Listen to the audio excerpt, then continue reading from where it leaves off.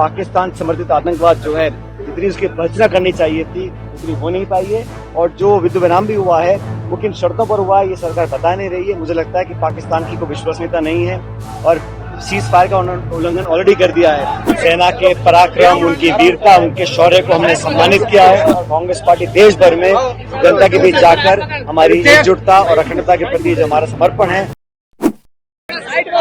इन सभा का आयोजन हुआ है। सेना के पराक्रम, उनकी वीरता, उनके शौर्य को हमने सम्मानित किया है। पूरा देश सेना के साथ खड़ा हुआ है और कांग्रेस पार्टी देश भर में जनता के बीच जाकर हमारी एकजुटता और अखंडता के प्रति जो हमारा समर्पण है उसको बता रही है।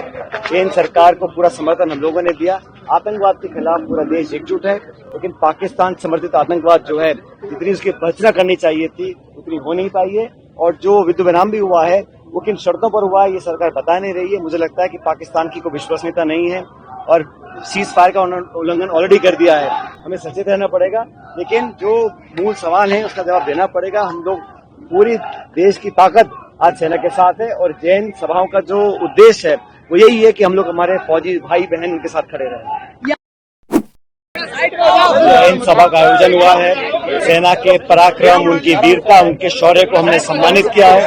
पूरा देश सेना के साथ खड़ा हुआ है और कांग्रेस पार्टी देश भर में जनता के बीच जाकर हमारी एकजुटता और अखंडता के प्रति जो हमारा समर्पण है उसको बता रही है। केंद्र सरकार को पूरा समर्थन हम लोगों ने दिया।